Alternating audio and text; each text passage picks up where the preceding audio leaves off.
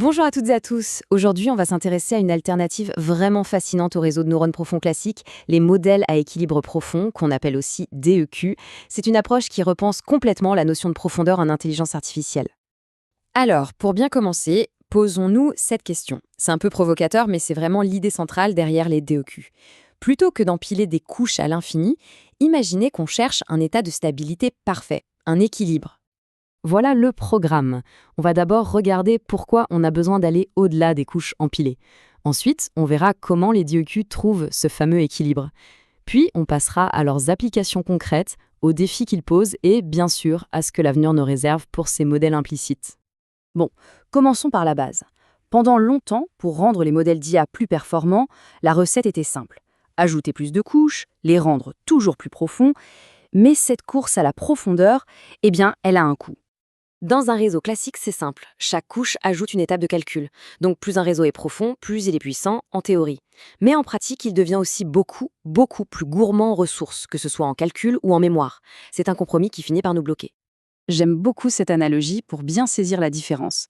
Le réseau standard, c'est une chaîne de montage. C'est lent, c'est séquentiel. Le DOQ, lui, c'est plutôt un artisan dans son atelier qui va polir et repolir son travail jusqu'à ce que ce soit parfait. On change complètement de philosophie. D'accord, mais alors comment cet artisan atteint-il cette perfection? C'est là que la mécanique des DEQ devient vraiment passionnante. On oublie l'empilement et on se met à penser convergence. Le concept fondamental, c'est celui de couche implicite. Contrairement à une couche classique qui calcule simplement sortie égale fonction d'entrée, une couche implicite, elle, définit sa sortie comme étant la solution d'une équation qui la contient. C'est un peu déroutant au début, mais c'est la clé de tout. Du coup, le but du jeu, c'est de trouver ce qu'on appelle un point d'équilibre. C'est le moment où la sortie ne bouge plus du tout, même si on lui applique la fonction encore et encore. Cet état stable, qu'on note Z star, c'est la réponse finale du modèle. Et tout ça est résumé dans cette fameuse équation. Z star égale f de Z star x θ. C'est le cœur du système. Alors concrètement, comment on le trouve, ce point? Eh bien, par un processus itératif. On part d'une estimation au hasard, on applique notre fonction, on regarde si le résultat a beaucoup changé, et on recommence, encore et encore, jusqu'à ce que le système se stabilise. C'est ce qu'on appelle une itération de points fixes. Pour se faire une image, on peut imaginer que chaque application de la fonction pousse notre état caché un peu plus près du centre, de ce fameux point d'équilibre. Et peu importe d'où on part, toutes les trajectoires finissent par converger vers cette solution unique et stable. Ok, la passe avant, c'est une chose, mais comment on entraîne un modèle pareil? C'est là qu'intervient ce que les chercheurs appellent, un peu poétiquement, la magie du théorème des fonctions implicites. Et ça, c'est vraiment le point crucial. Normalement, pour entraîner un réseau, il faudrait garder en mémoire chaque étape du calcul, tout l'historique des itérations. Ce serait un cauchemar en termes de mémoire. Mais grâce à ce théorème, pas besoin, on peut calculer le gradient directement à partir du point d'équilibre final. La conséquence? La consommation de mémoire est constante, qu'il faille 10, 100 ou 1000 itérations. C'est une avancée énorme. Très bien, passons maintenant aux applications pratiques. Est-ce que cette belle théorie se traduit par des résultats concrets? La réponse est un grand oui, et dans des domaines assez variés. Prenons la vision par ordinateur par exemple. Sur des tâches complexes comme la segmentation sémantique, où il faut étiqueter chaque pixel d'une image, les DEQ affichent des performances de tout premier plan et arrivent à rivaliser avec des architectures bien plus grosses et plus lourdes. Et c'est la même chose pour le traitement du langage naturel. Les DEQ sont très efficaces en termes de nombre de paramètres. Ils arrivent à obtenir des résultats comparables à des modèles beaucoup plus grands, ce qui est évidemment un avantage énorme.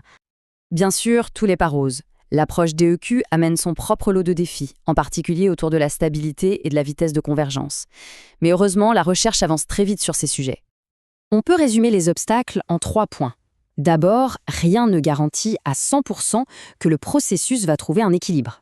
Ensuite, quand il y arrive, ça peut parfois prendre du temps. Et enfin, maintenir cette stabilité tout au long de l'entraînement, c'est un vrai casse-tête. Mais une observation très fine a permis de débloquer la situation. Les chercheurs se sont rendus compte que, dans le processus, certaines dimensions de l'état caché se stabilisent bien plus vite que d'autres.